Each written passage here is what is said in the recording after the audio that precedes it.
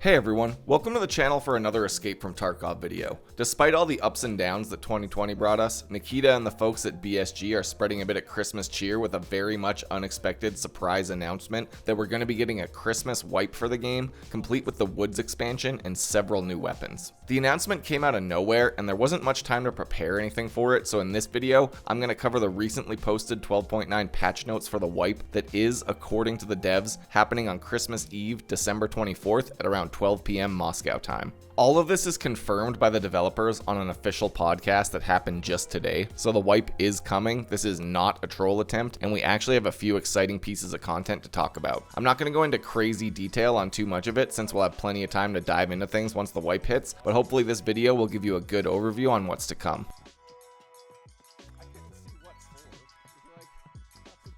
First up on the patch notes, we have a section discussing changes to quests. It's pretty vague, but it sounds like we finally get an early game quest redesign, including when you can start quests, the objectives, and the rewards for their completion. Specifically, Jaeger is mentioned, saying that his tasks have been simplified, which is a good thing, even if it's not very specific. Next up, a big one to hopefully lower the gap between Chads and newbies, the recoil control skill has been nerfed and will not affect your overall recoil as much from here on out. This one will need to be tested for sure, but hopefully this will be a good balancing change. Next up, the overweight status effect has been moved from 40 kilograms down to 35 kilograms at a base strength level, which means we'll need to think more about our gear and definitely bring stims to haul out tons of loot. Not sure how I feel about this yet, but the trusty mule stim will undoubtedly save the day here. The last change in this section of the patch notes is a buff to how much ammo we can buy per reset from the traders, which is a great change in my opinion, and it'll make it easier to use your favorite setup more often.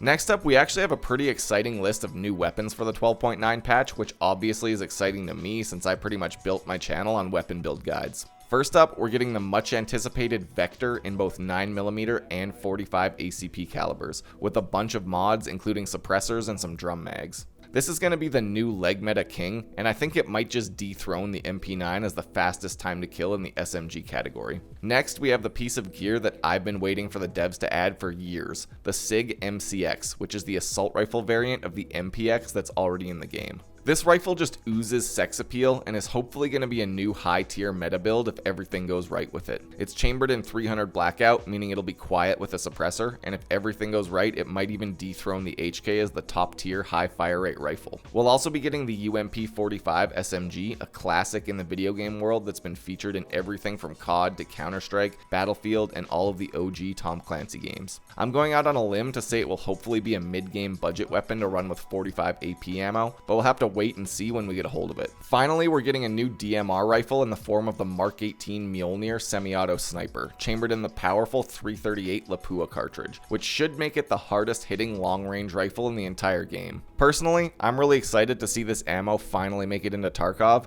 and we might even get some kits to use this in the M700 later on, which would be a huge buff to the bolt action rifles.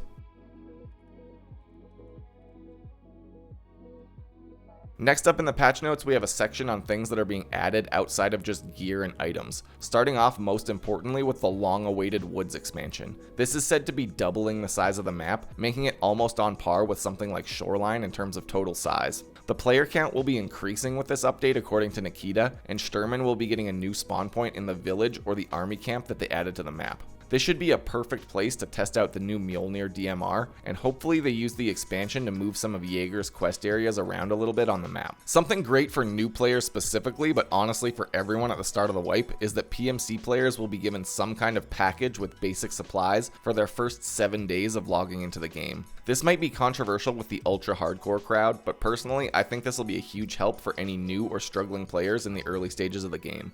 Next up, something really cool and unexpected, we're getting further customization for our PMC in the form of new clothing and starting gear, but more importantly, we can now choose between different face presets for our character. This is kind of baby steps towards full customization, and there's only 2 face options for each side, but it's promising to see something being added in this department, meaning it's something they actually are thinking about for the long term. Next up, the immunity skill is being added to the game, but we can't really say much about it since we don't have any clarification as to what it will do, so we'll have to come back to that one. The metabolism skill is also being reworked, likely to make it so that high level players actually need to pay attention to their survival meters once they have this skill leveled up.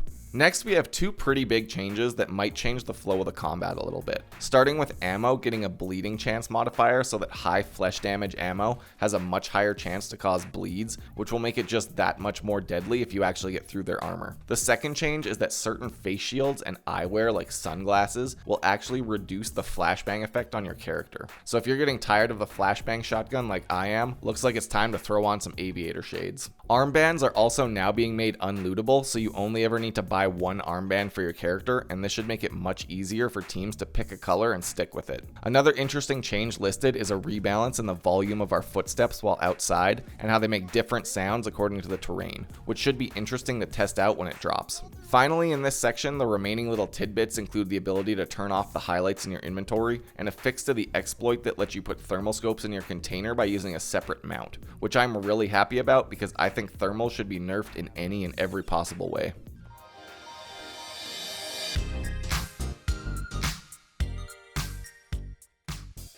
The remainder of the patch notes are pretty much just little one-liners about various bug fixes, animation tweaks, small AI fixes, optimizations, and so on. If you want to check those out in detail, I'll link the full patch notes down in the description for you to go read. Otherwise, that pretty much covers it for the 12.9 patch notes at a first glance. As usual, it's a little vague, but that just means it'll be more fun to discover the new things in-game firsthand. It's very short notice for a wipe day, but BSG does tend to like to drop surprise Christmas updates, so I was sort of low-key predicting this. Hopefully this can bring some holiday cheer to anyone who's stuck quarantined at home over the holidays like I am, and I really look forward to diving into the new patch on stream. Thanks for checking out the video. I've got links to my Twitch channel, Discord server, and Patreon page down below for anyone interested, and until next time, stay safe in Tarkov City.